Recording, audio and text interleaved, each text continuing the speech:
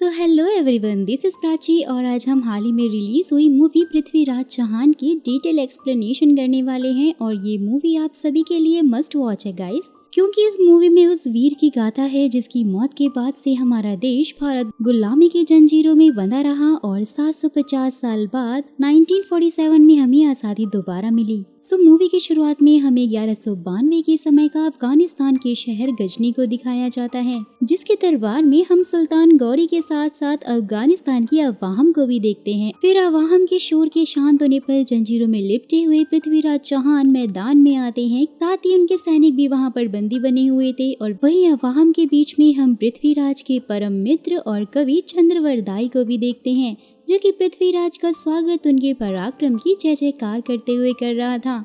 सुल्तान मोहम्मद गौरी का सैनिक पृथ्वीराज चौहान को अपना सर सुल्तान गौरी के आगे झुकाने के लिए बोलता है, और अगर उसने ऐसा किया तो सुल्तान गौरी उसकी और उसके साथियों की जान को बख्श देंगे। लेकिन पृथ्वीराज सिर और ऊपर कर लेता है और हम देख पाते हैं कि पृथ्वीराज की आंखें ही नहीं थी, उनकी आंखें तो पहले ही निकाल ली गई थी। यहाँ पृथ्वीराज की हिम्मत को देखते हुए वो सैनिक उन्हें एक हथियार देते हुए बोलता है कि अगर उसने अपनी वीरता सबके सामने साबित की तो उसकी जान बख्श दी जाएगी। और पृथ्वीराज वो हथियार उठाकर चुनौती के लिए तैयार हो जाता है। वहीं अब सीन पृथ्वीराज के बचपन में शिफ्ट होता है, जहां वो अपने काका काना के साथ में बैठे हुए थे और उन्हें आसमान से बारिश की एक बूंद गिरने की आवाज सुनाई देती है। यहाँ आप लोग समझ ही गए होंगे कि पृथ्वीराज के पास सिक्स सेंस बचपन से ही था, जिसमें वो छोटी सी छोटी आवाज को भी महसूस कर लेते थे। फिर वापस से सीन मैदान में आता है और जहां उनका सामना शेरों से होता है, लेकिन आंखें ना होने के बावजूद भी पृथ्वीराज एक एक करके सुल्तान गौरी के 3 शेरों को मार डालता है, जहां उसमें उसकी हेल्प उनका मित्र चंद्रवरदाई भी करता है। शेरों को मारने के बाद पृथ्वीराज चौहान सुल्तान के योद्धाओं को चुनौती देते हैं कि अगर वो जीत गए तो वो उन्हें और उनके साथी को हिंदुस्तान वापस जाने देंगे। यही बोलकर पृथ्वीराज वहीं बेहोश हो जाता है। सीन शिफ्ट होता है और पास्ट में जाता है, जहां हमें सबसे पहले पृथ्वीराज के प्यार यानी संयोगिता को दिखाया जाता है, जो कि कन्नौज राज की राजकुमारी है। पृथ्वीराज को संयोगिता ने कभी देखा तो नहीं है, लेकिन प्रेम पत्र के जरिए दोनों एक दूसरे से बात करते रहते हैं। वहीं हम चंद्रवरदाई को देखते हैं और ये पता चलता है कि वो एक ज्योतिष भी हैं और उनके मुताबिक संकट आने ही वाला है। फिर पृथ्वीराज को पता चलता है कि सुल्तान गौरी के भाई वीर हुसैन का दूत उनसे मिलने के लिए आया है। वहीं दरबार में आने के बाद दूत पृथ्वीराज को बताता है कि वीर हुसैन अपने भाई की दासी को लेकर भाग गए हैं, क्योंकि वो एक दूसरे से प्रेम करते थे। लेकिन सुल्तान गौरी को ये मंजूर नहीं है कि उनका भाई किसी नाचने गाने वाली से शादी करे। पृथ्वीराज चौहान दूत को भेजकर अपने दरबार के वीर सिपाहियों की राय मांगते हैं, जहां हम देखते हैं कि काका ने अपनी आंखों पर पट्टी बांधी हुई थी और वो बोलते हैं कि हम अफगानी सुल्तानों की मदद क्यों करें, क्योंकि उन्होंने तो हमारे सोमनाथ मंदिर को तोड़ा था। लेकिन पृथ्वीराज सबको अपना हिंदू धर्म याद दिलाते हैं और समझाते हैं कि उनके द्वार पर कोई औरत के हक के लिए मदद मांगने आए तो वो उसकी मदद जरूर करेंगे, चाहे उसमें उनकी जान ही क्यों न चली जाए, क्योंकि वो सिर्फ धर्म के लिए ही जीते हैं और धर्म के लिए ही मरेंगे। फिर पृथ्वीराज अपने 10 वीरों को लेकर वीर हुसैन को हिंदुस्तान में लाने जाते हैं और ये खबर सुल्तान गौरी को भी मिल जाती है कि उनके भाई को पृथ्वीराज ने शरण दी है।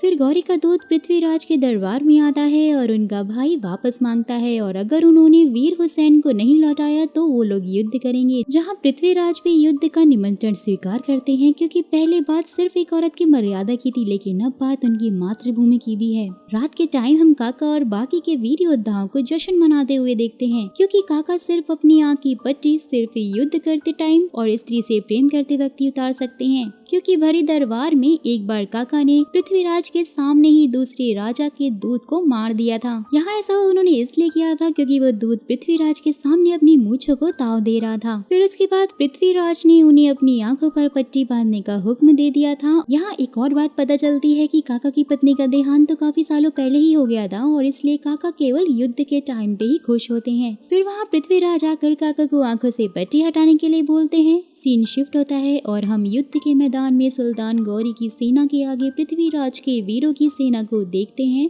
मोहम्मद गौरी के सेना की संख्या बहुत ही ज्यादा थी, पर पृथ्वीराज को पता था कि युद्ध सेना से नहीं बल्कि योजना से जीती जाती है। जहाँ होता भी कुछ ऐसा ही है। अपनी योजना पर अमल करके पृथ्वीराज गौरी को पकड़ लेते हैं, लेकिन युद्ध में गौरी का भाई वीर हुसैन मारा जाता है। रात में हम पृथ्वीराज को वीर हुसैन के शव के पास देखते हैं, जो कि वीर हुसैन को अपनी श्रद्धांजलि दे रहे थे। और वहीं दूसरी तरफ चंद्रबरदाई सुल्तान गौरी से मिलने कारखाने में जाते हैं, जहाँ वो गौरी से उनकी जरूरतों के बारे में पूछते हैं तो गौरी उससे मौत की मांग करता है, क्योंकि युद्ध में पृथ्वीराज की विजय हुई थी। लेकिन चंद्रबरदाई गुलाम सुल्तान गौरी को बताता है कि पृथ्वीराज की जीत शत्रु को हराने में नहीं बल्कि शत्रु से हारने के बाद उस शत्रु को मारने में है। सुल्तान को समझ नहीं आता कि वो क्या कहना चाहता है। सीन शिफ्ट होता है और अगले दिन दरबार में हम दरबारियों के साथ में सुल्तान गौरी को भी अपनी मौत की मांग पृथ्वीराज से करते हुए देखते हैं, लेकिन पृथ्वीराज गौरी को जिंदा ही छोड़ देते हैं, क्योंकि गौरी के मरने के बाद और भी अफगानी सुल्तान हिंदुस्तान की ओर बढ़ेंगे। यहाँ सारे सुल्तानों में अपने नाम का खौफ बनाए रखने के लिए ही पृथ्वीराज ने गौरी को जिंदा छोड़ा था।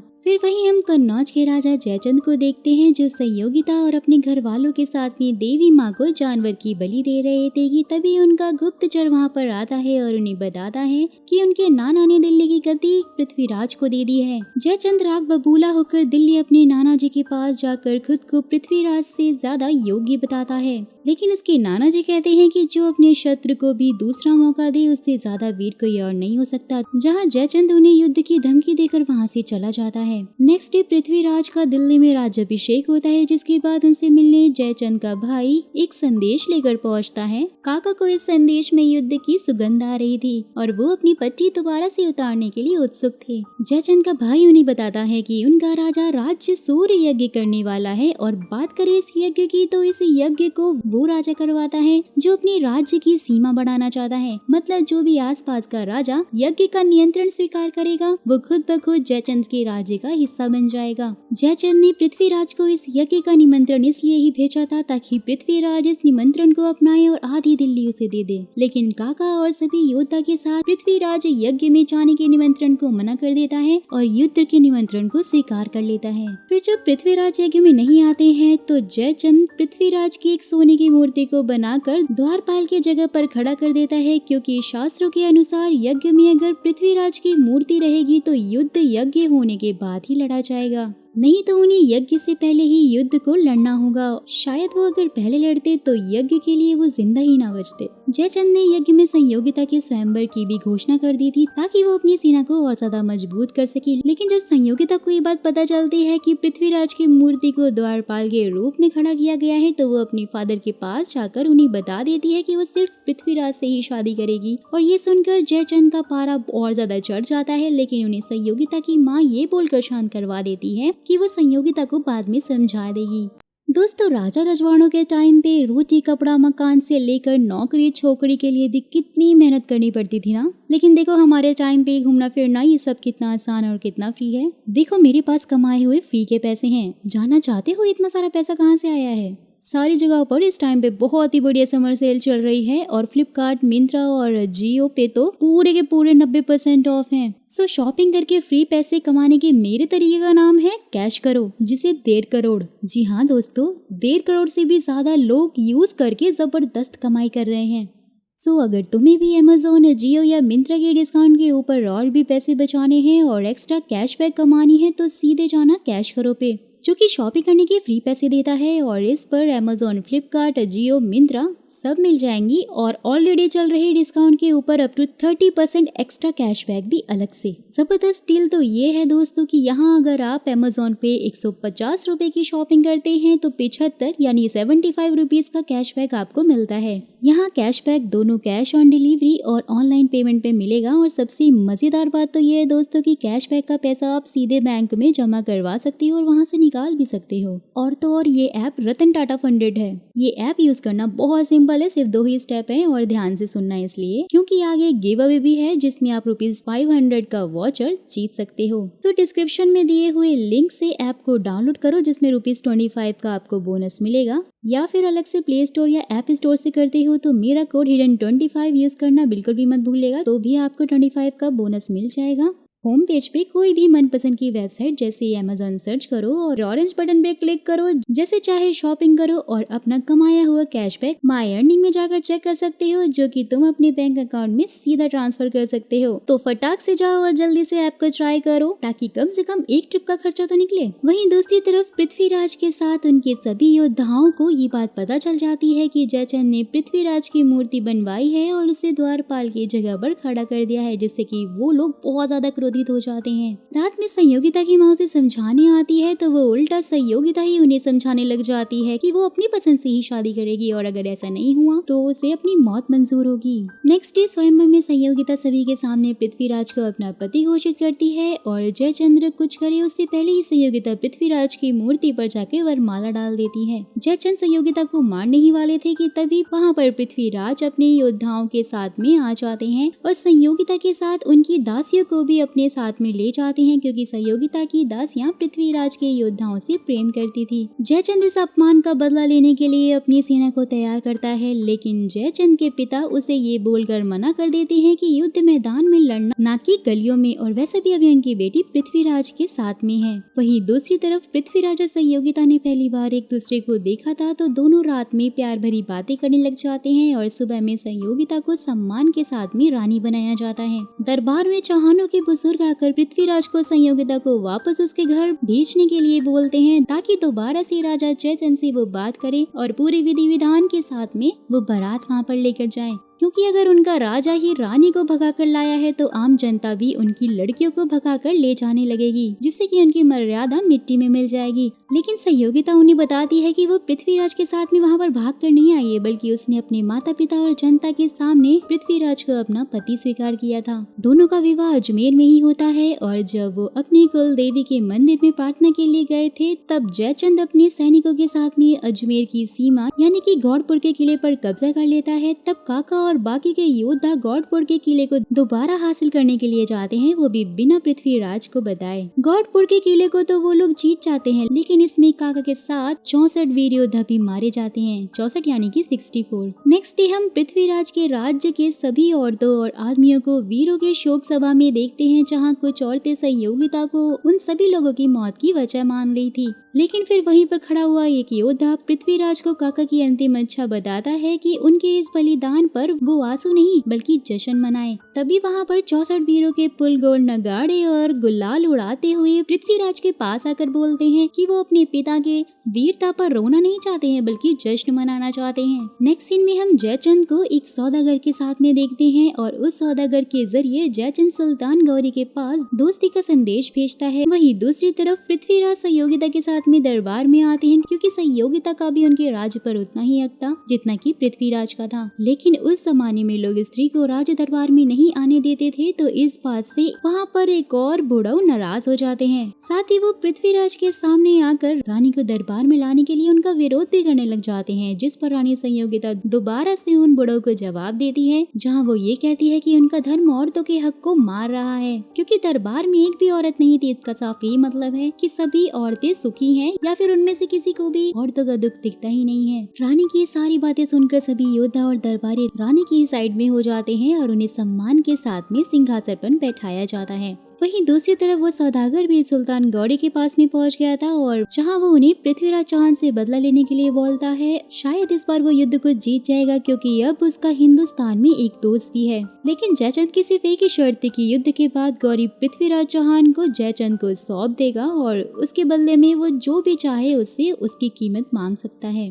जहाँ बहुत सोचने समझने के बाद फाइनली मोहम्मद गौरी भी इस ऑफर को मान लेता है। सीन शिफ्ट होता है और युद्ध का माहौल दिखाया जाता है। हम देख पाते हैं कि सुल्तान गौरी इस युद्ध से परेशान है, क्योंकि ये युद्ध काफी दिनों से चल रहा था और उसने अब तक अपने बहुत सारे सैनिकों को भी खो दिया था। यहाँ मोहम्मद गौरी को भी समझ में आ जाता है कि युद्ध के मैदान में वो पृथ्वीराज चौहान को हरा ही नहीं सकता, क्योंकि हिंदुस्तान के सैनिक अपनी मातृभूमि के लिए लड़ भी सकते हैं और मर भी सकते हैं। तो इसलिए मोहम्मद गौरी बड़ी ही चालाकी के साथ में एक षड्यंत्र रचता है और चुपके से रात में पृथ्वीराज चौहान के तंबू पर हमला कर देता है और सभी योद्धाओं को पकड़कर पृथ्वीराज को भी बंदी बना लेता है। वहीं दूसरी तरफ पृथ्वीराज चौहान के पकड़े जाने के बाद संयोगिता के साथ बाकी योद्धाओं की पत्नियों को भी पता चल जाती है, जहाँ वो अपनी योद्धाओं की पत्नियां बनकर बहुत ही वीरता के साथ में सती करके खुद की जान दे देती हैं। और वहीं हम जयचंद को देखते हैं जो कि अपनी बेटी की मौत पर बहुत ज्यादा दुखी होते हैं, क्योंकि मोहम्मद गौरी ने उसका सौदा तोड़ा था, साथ ही वो पृथ्वीराज चौहान को उसे देने के लिए तैयार नहीं था।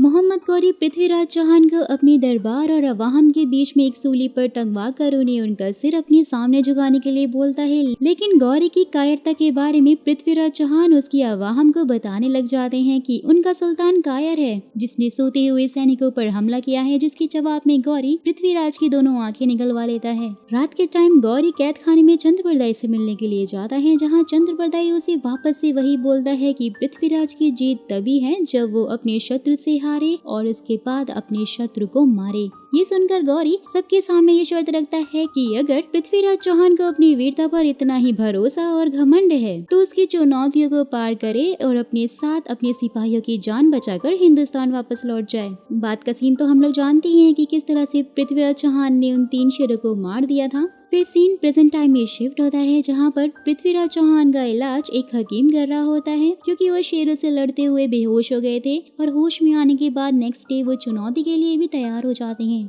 नेक्स्ट डे हम पृथ्वीराज को मैदान में देखते हैं, जहाँ पर अफगानी अवाहम पृथ्वीराज की वीरता को देखने के बाद उनके ही नारे लगाने लग जाती है। वही उन्हें 7 तीर दिए जाते हैं और उससे लड़ने सुल्तान गौरी के 7 सैनिक आएंगे, जहाँ अगर पृथ्वीराज ने उन 7 में से किसी एक को भी मार दिया तो वो ये शर्त जीत जाएंगे और उनके साथियों के साथ वापस से हिंदुस्तान भेज दिया जाएगा। लेकिन पृथ्वीराज चौहान एक तीर को छोड़कर सारे तीरों को तोड़ देते हैं और सुल्तान गौरी को चुनौती देते हैं कि अगर उसने उन्हें मार दिया तो वो समझेंगे कि गौरी भी एक वीर सुल्तान है। यहाँ मोहम्मद गौरी को एक अवसर दिखाई देता है कि अगर उसने पृथ्वीराज को अपनी अवाहम के सामने मार दिया तो उसकी इज्जत वापस से आ जाएगी। जहाँ वो इस चुनौती को कबूल करके पृथ्वीराज चौहान से लड़ने के लिए मैदान में जाता है और बड़ी ही चालाकी से वो अपने 6 सेंस का इस्तेमाल करके पृथ्वीराज गौरी की गर्दन में तीर मार कर उसे मार डालते हैं। यहाँ चंद्रबरदाई भी मैदान में जाकर पृथ्वीराज से गले मिलता है और सुल्तान गौरी के सैनिक दोनों को तीर से छलनी करके मार देते हैं और वहीं अब बाकी के योद्धाओं को आजाद कर दिया जाता है, जो कि पृथ्वीराज चौहान और चंद्रबरदाई के शव को वापस से हिंदुस्तान में लेकर लौट आते हैं। दोस्तों यहाँ ये मूवी खत्म हो जाती है और इस मूवी की एंडिंग वैसी नहीं हुई है जैसे हमने किताबों में पढ़ी है। यहाँ पर चंद्रबरदाई की एक बहुत फेमस कविता है जो कि इतिहास में मशहूर है।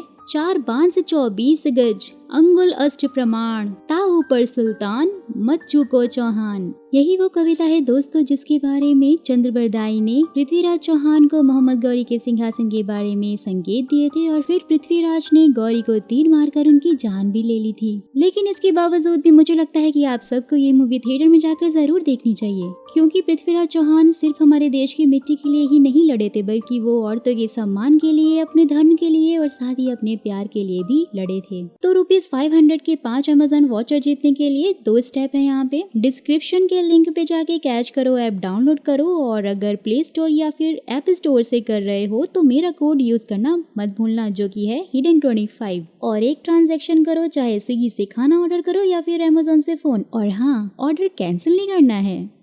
दोस्तों अगर आपको मेरा एक्सप्लेनेशन और साथ ही ये स्टोरी अच्छी लगी है तो मेरे चैनल को सब्सक्राइब कीजिएगा, जो भी चैनल पे पहली बार आए हैं। साथ ही वीडियो को लाइक भी जरूर कर दीजिएगा ताकि मुझे और थोड़ी सी मोटिवेशन मिले और मैं और इंटरेस्टिंग वीडियोस आपके लिए लेकर आऊँ।